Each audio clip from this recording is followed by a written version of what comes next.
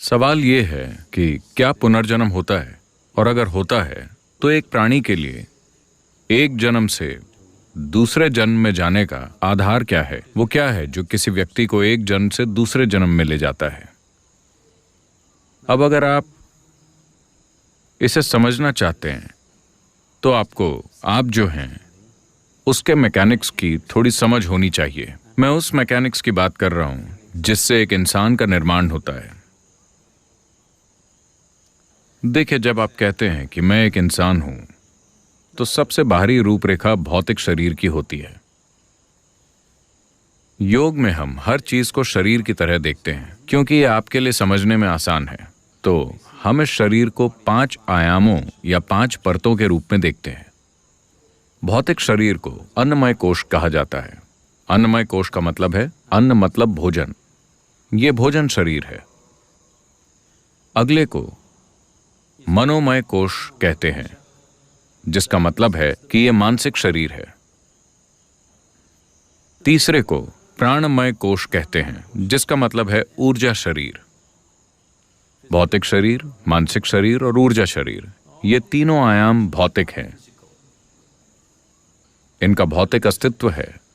भौतिक शरीर बहुत स्थूल है, मानसिक शरीर थोड़ा सूक्ष्म है, ऊर्जा शरीर और भी ज्यादा सूक्ष्म है, लेकिन ये तीनों भौतिक हैं। जैसे कि लाइट बल्ब भौतिक है, आप देख सकते हैं। इसे जलाने वाली बिजली भी भौतिक है ना? इसे जोड़ने वाला तार भी भौतिक है। तार में बहने वाले इलेक्ट्रॉन्स भी एक भौतिक अस्तित्व ही हैं। So similarly, physical body, mental body, pranic body, all are physical dimensions of life. तो इसी तरह भौतिक शरीर, मानसिक शरीर और ऊर्जा शरीर सभी जीवन के भौतिक आयाम हैं। इन तीनों आयामों पर कर्म की छाप होती है। शरीर पर कर्म की छाप है, मन पर कर्म की छाप है और ऊर्जा पर कर्म की छाप है। कर्म की छाप या कर्म का ढांचा ही इन्हें एक साथ रखता है। कर्म वो सीमेंट है जो आपको भौतिक शरीर के साथ जोड़कर रखता है। कर्म बंधन है, लेकिन साथ ही सिर्फ कर्म के कारण ही आप अपने शरीर में कायम रह सकते हैं और यहां हो सकते हैं। यहीं पर आध्यात्मिकता मुश्किल लगती है, क्योंकि अगर आप इसे हटाने की कोशिश करते हैं तो ये नहीं होता। अगर आप इसे जोड़ने की कोशिश करते हैं तो ये नहीं होता। आपको सिर्फ वहां होना होता है। अगर आप बस होते हैं तो ये एक पल की बात है। अब अगले 2 आयामों को कहते हैं विज्ञानमय कोश और आनंदमय कोश। विज्ञानमय कोश अभौतिक है, लेकिन भौतिक से संबंध रखता है। ये एक बीच की अवस्था की तरह है। आनंदमय कोश पूरी तरह से अभौतिक है। तो विज्ञानमय कोश और आनंदमय कोश का मतलब है कि ये आनंद शरीर है। अंदर एक आनंद शरीर है जो 100% अभौतिक है। इसका अपना कोई रूप नहीं है। अगर ऊर्जा शरीर, मानसिक शरीर और भौतिक शरीर सही आकार में हैं, केवल तभी ये आनंद शरीर को थामे रख सकते हैं। अगर इन चीजों को निकाल दिया गया तो आनंद शरीर बस ब्रह्मांड का एक हिस्सा बन जाएगा। So whatever you are referring to as Atman or the soul is a fiction actually. जिसे आप आत्मा कहते हैं वो असल में एक कल्पना है, इस मायने में कि लोग अभौतिक की कुछ सीमाओं का वर्णन आत्मा की तरह कर रहे हैं।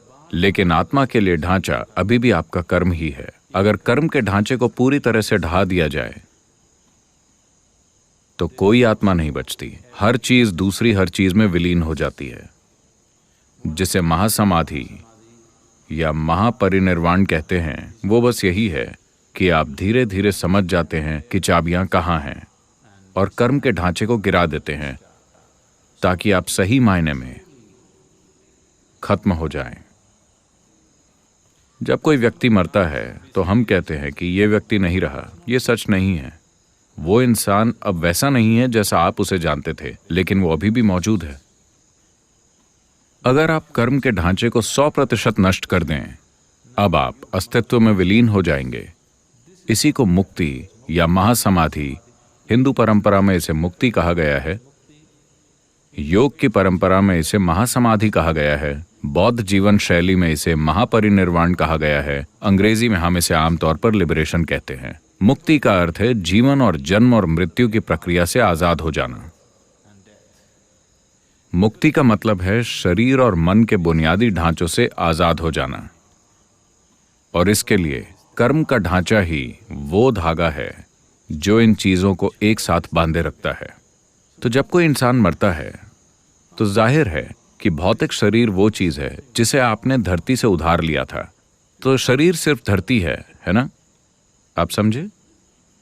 ये भौतिक शरीर बस धरती का एक टुकड़ा है जो अभी इस तरह उछल कूद कर रहा है, लेकिन आपको इसके एक एक परमाणु को वापस करना होगा। ब्याज नहीं लगेगा, लेकिन आपको हर परमाणु वापस करना होगा। आपको एक भी परमाणु ले जाने की इजाजत नहीं है, कोई भी नहीं ले जा सका। भौतिक शरीर अलग होकर गिर जाएगा, लेकिन आपके कर्मों की मात्रा के आधार पर आपका मानसिक शरीर और प्राणिक शरीर बने रहते हैं। अगर कर्म का ढांचा बहुत तीव्र है, अभी खत्म नहीं हुआ है, तो इसे खत्म करना होता है। अगर कर्म कमजोर हो गया है क्योंकि यह अपना दौर पूरा कर चुका है, तब वो बड़ी आसानी से दूसरा शरीर पालेगा।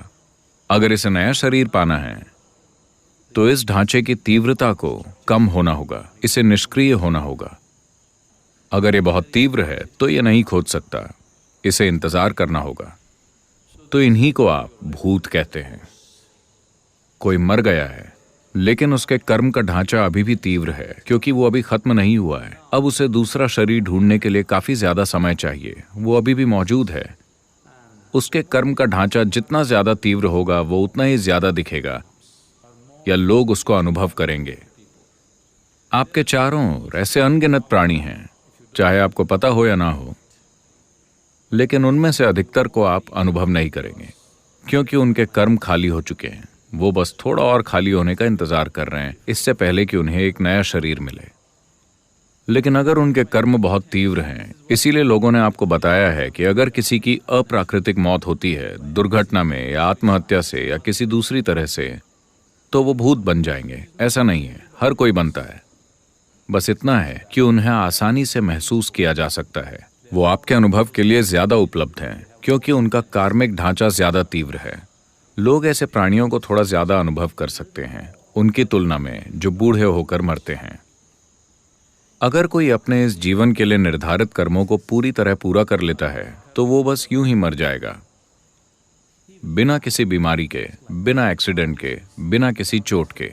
जब कोई व्यक्ति ऐसे मरता है बस यूं ही, तो वो कुछ घंटों में ही दूसरा शरीर पा जाएगा। तभी इस परंपरा में कहा गया है कि अगर कोई अपना जीवन पूरा करके शांति के साथ मरता है तो ये मरने का सबसे अच्छा तरीका है, क्योंकि उसे इंतजार नहीं करना पड़ेगा, नया जीवन तुरंत शुरू हो जाएगा। जब आप आध्यात्मिक मार्ग पर चलते हैं, तब हर आध्यात्मिक साधक का अंतिम लक्ष्य होता है कि वो इस पूरी प्रक्रिया को तोड़ना चाहता है। या अगर इसे दूसरी तरह से देखें तो हम कह सकते हैं कि जिसे आप अभी अपनी आत्मा कहते हैं, वो एक बुलबुले की तरह है। बुलबुले की बाहरी खोल आपके कर्म का ढांचा है, अंदर हवा है। मान लीजिए कि आप बुलबुला तोड़ देते हैं, आप बुलबुले को फोड़ देते हैं, तो हवा कहाँ गई? आपकी हवा कहाँ गई?